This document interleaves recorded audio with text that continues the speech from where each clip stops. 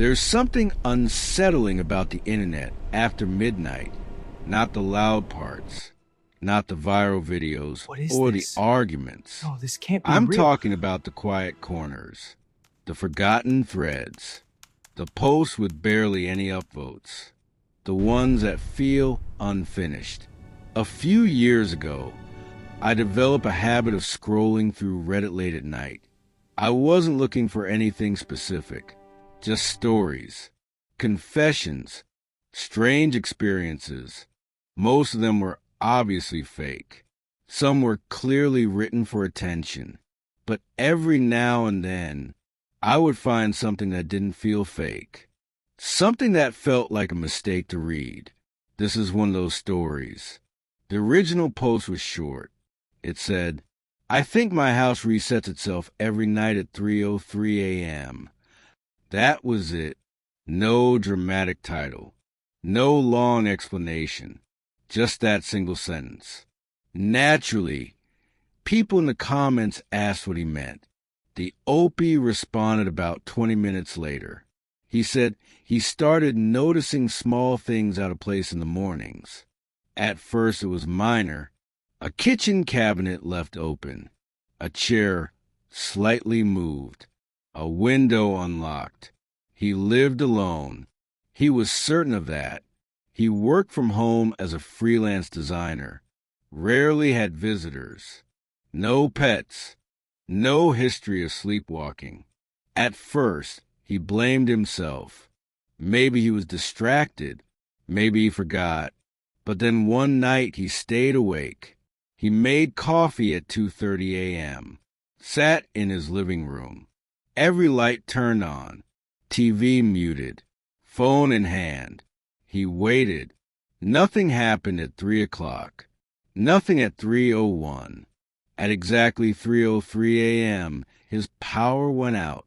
Not the neighborhood. Just his house. Complete darkness. He said it lasted around 10 seconds.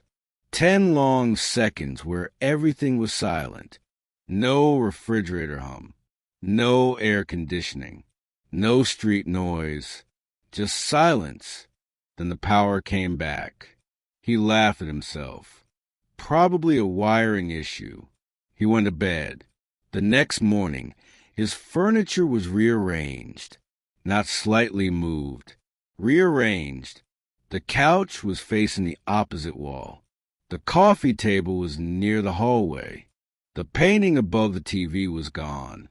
He checked his doors. Locked. Windows. Locked. He checked the painting. It was hanging in his bedroom now, perfectly centered above his bed. The comments exploded after that update. People told him to install cameras. So he did. He set up 3 indoor cameras. One in the living room, one in the kitchen, one in the hallway. The next night, he stayed awake again. At 3:03 a.m., the power went out. 10 seconds. Pitch black. When it came back on, nothing seemed different. He didn't move. He immediately checked the footage. The cameras recorded until 3 hours, 2 minutes, and 58 seconds. Then static. All 3 feeds cut simultaneously. They resumed at 3 hours, 3 minutes, and 9 seconds. 11 seconds missing. When the video returned, the hallway camera showed something different. A door that had been closed was open, slowly swinging. He didn't remember opening it. That door led to a small storage room. He never used it. The footage didn't show the door opening. It was just suddenly open when the video came back. The Opie said his stomach dropped. He grabbed a flashlight and checked the storage room. Nothing unusual, just boxes, old junk, but the boxes were stacked differently, like someone had searched through them. That's when the commenters started suggesting something darker. Carbon monoxide poisoning. Intruder living in the walls. Mental breakdown. He insisted he felt fine. No headaches. No confusion. he decided to test something. The following night, before 3:03, he wrote a message on a sticky note. "If you are real, leave the chair in the kitchen." He placed it on the living room table. He positioned the kitchen chair in the center of the kitchen. Then he waited in his car outside. At 3:03 a.m., he watched his house. The lights went out, just like before. 10 seconds. They came back on. He waited 5 more minutes. Then he went inside. The sticky note was gone. The kitchen chair was no longer in the center. It was facing the wall, as if someone had been sitting in it. He said he didn't sleep that night. The final update came 2 days later. He said he had decided to leave his house for a few nights and stay at a hotel. Before leaving, he unplugged everything, every electronic device, every breaker switch. He wanted to see if the power would still cut out. He parked down the street at 3 a.m. At 3:03 a.m., all the lights inside turned on, every single one, at once, even though the breakers were off, even though nothing was plugged in. He said he watched through the window, and in the upstairs bedroom, he saw movement, a silhouette crossing in front of the light. The account never posted again. Some people say it was fake.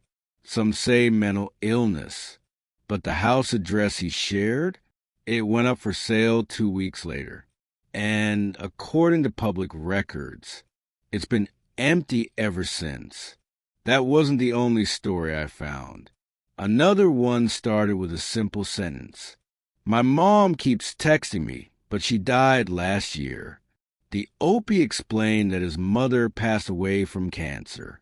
It was slow, painful, expected. Her phone was buried with her. At least, that's what he believed. One night at 11:47 p.m., he received a text. "Why aren't you answering me?" From her number. He assumed it was a glitch. Maybe the number was reassigned. He replied, "Who is this?"